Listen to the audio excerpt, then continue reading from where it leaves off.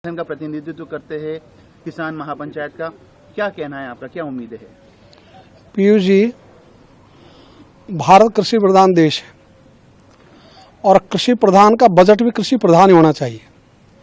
और अच्छा लगा कल जब आर्थिक समीक्षा संसद में प्रस्तुत की गई, उसमें कृषि को केंद्र बनाने का एक मंतव्य प्रकट किया गया भारत सरकार की ओर से। ये जो मंतव्य है, ये देश को समृद्ध करने वाला मंतव्य है। जिस दिन किसानों को उनकी उपजों के दाम मिल जाएंगे, खेत को पानी मिल जाएगा और आयात निर्यात नीति किसानों के हितों के अनुकूल बन जाएगी, जब किसान को अपनी उपज घाटे में नहीं बेचनी पड़ेगी, तो ये जो वर्ग है और जो खेती और इसके सहायक धंधों पर निर्भर है, उनकी जनसंख्या में अनुपात है 75।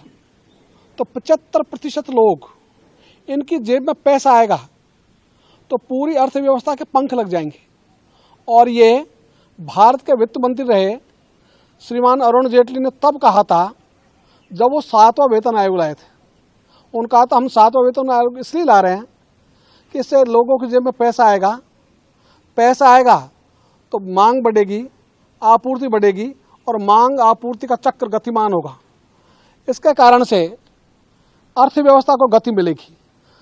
और वो जो संख्या है कर्मचारियों की, वो तो 5% से कम है और हम तो 75% की बात कर रहे हैं।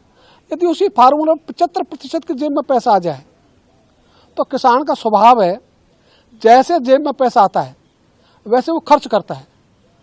पूंजीपतियों का स्वभाव अलग है, धन्ना सेठों का, वो अपनी तिजोरी में जमा करते हैं।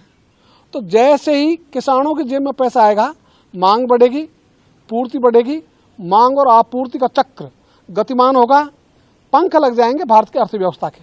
और जो हमारे प्रधानमंत्री जी ने घोषणा की हुई है $5 ट्रिलियन इकोनॉमी का, वो सफल हो जाएगा।